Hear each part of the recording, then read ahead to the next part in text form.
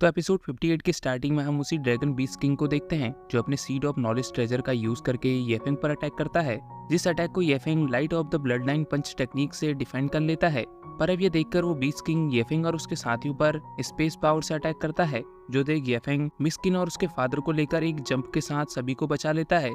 पर तभी वो बीस्ट किंग फिर से येफेंग पर अटैक करता है, जिससे येफेंग बचता हुआ उसके अटैक को फिर से डिफेंड कर लेता है। तभी युनचे येफेंग से उसके माइंड स्पेस में कहती है, तुम्हारी स्किल वाकई में काफी अच्छी है। पर येफेंग कहता है, ज्यादा तारीफ करने की कोई जरूरत नहीं है। उसे पता है कि तुम्हें उस बीस्ट का Lord of 100 of foods treasure चाहिए। तभी बीस्ट किंग फिर से येफेंग पर स्पेस पावर से अटैक करता है। तो येफेंग भी अपनी स्वॉर्ड से इमॉर्टल स्लैश टेक्निक का यूज करता है, जो उस अटैक को खत्म कर उस बीस्ट की ओर जाने लगता है। पर तभी वो बीस्ट एक स्पेस पोर्टल की मदद से उस अटैक को येफेंग की तरफ ही मोड़ देता है, जिससे बचते हुए येफेंग कहता है एक और स्पेस कन्वर्जन टेक्निक। और तभी वो बीस्ट येफेंग के पीछे एक पोर्टल की मदद से आकर उस पर अटैक कर देता है। पर तभी एक अटैक आकर उस बीस्ट को दूर फेंक देता है और येफेंग देखता है ये अटैक मिस्टर तियान ने किया है, जो एक पोर्टल की मदद से वहां आ गया था। इधर वो बीस्ट फिर से खड़ा हो जाता है और अपने ऑरा को रिलीज करते हुए येफेंग पर अटैक कर देता है, जिससे येफेंग उसकी चपेट में आने वाला था। पर तभी युनचे येफेंग को अपनी पावर्स दे देती हैं और येफेंग एक खतरनाक ऑरा रिलीज करता है, जिससे वो बीस्ट पीछे चला जाता है। ये देख मिस्टर तियान भी सोचता है आखिर ये कौन सी पावर है। इधर मिस्किन भी अपने फादर से कह रही थी येफेंग का तो पावर लेवल अचानक से ही चेंज हो गया। इधर येफेंग भी अपनी खतरनाक थंडर पावर को रिलीज कर रहा था, जिससे चारों ओर थंडर ऑरा फैल गया था। जो देखो बीस्ट किंग भी कई सारे स्पेस पोर्टल खोलकर येफेंग पर अटैक करता है।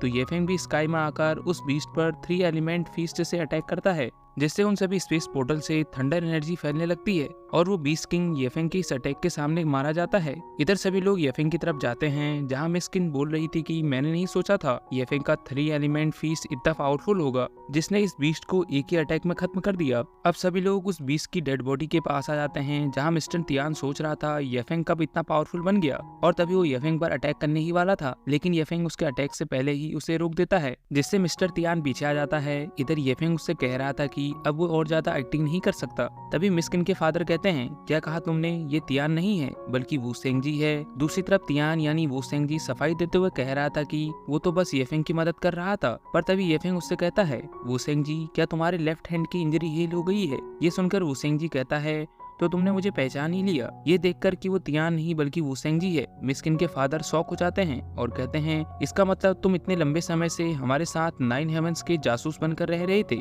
तभी येफेंग कहता है, क्या तुम अभी भी फाइट करना चाहते हो। तो वूसेंग जी कहता है, जब तक मैं 100 फूट स्टोन को हासिल नहीं कर लेता तब तक तुम्हारे साथ मैं जरूर फाइट करूंगा। और अपने ऑरा को रिलीज करता है। इधर ये देख येफेंग और उसके साथी भी वूसिंग जी पर अटैक करने के लिए चले जाते हैं।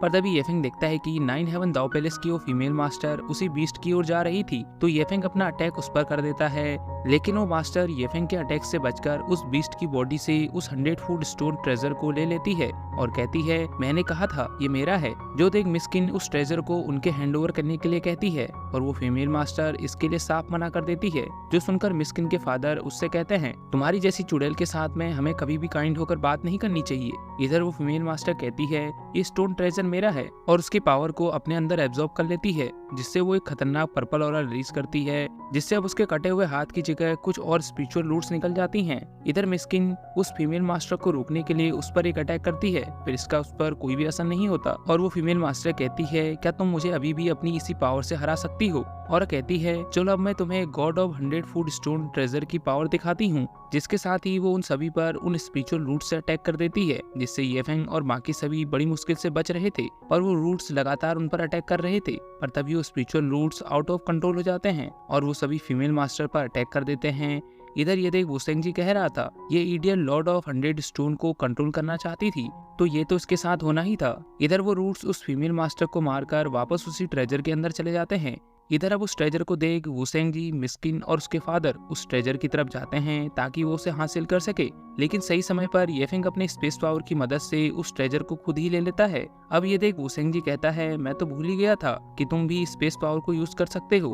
अब वो सभी लोग नीचे आ जाते हैं और वूसेंग जी कहता है, तुम्हें अपने लोगों की काफी चिंता है, इसलिए मैंने पहले ही एक प्लान तैयार कर रखा था। और तभी वो अपने गार्ड्स को बुलाता है जो अपने साथ में सियानी को कैद कर लाए थे। और इसी के साथ ये एपिसोड यहीं पर एंड हो जाता है। तो मिलते हैं नेक्स्ट वीडियो में।